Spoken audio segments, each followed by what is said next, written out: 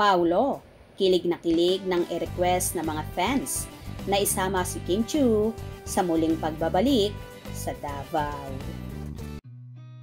I've seen a lot of change, been through a lot of pain.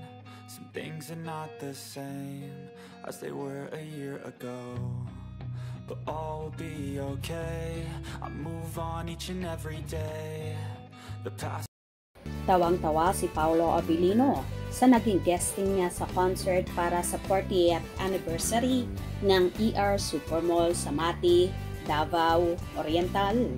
Kasama nga ng aktor ang mag-asawang sina Sara, Geronimo at Mateo Gudicelli.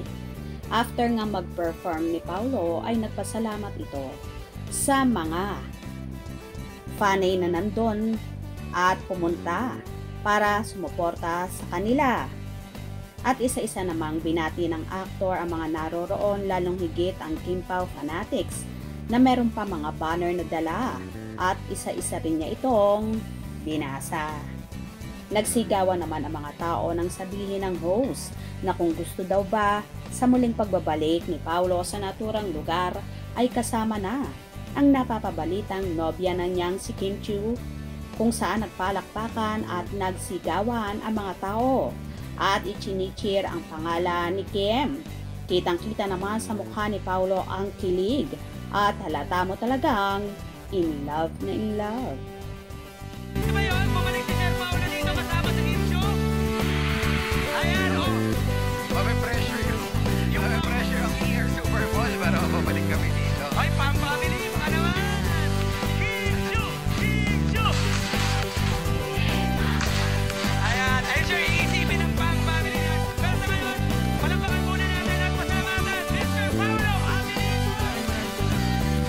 Nanghihinayang naman ang ilang Kim Pao supporters na di nila namataan sa nasabing lugar si Kim dahil naging busy ito sa pag-attend ng Content Asia Awards 2024 na naganap sa Taipei, Taiwan noong nakaraang September 5. Umaasa naman ang kanilang mga tagahanga na soon ay magkakasama muli ang Kim Pao sa iba't ibang event saan mang sulok ng Pilipinas at sa iba't ibang panig ng mundo. Ganito nga kainit ang tambalan ni Kim at Paolo, kaya naman kahit saan ay in demand ang napapabalitang magkasintahan. By the way, abang-abang tayo dahil malapit nang mag-taping sina Kim at Paolo para sa first movie nila, ang My Love Will Make You Disappear, na soon ay mag-i-start na. Hope you enjoyed. Please subscribe for more info.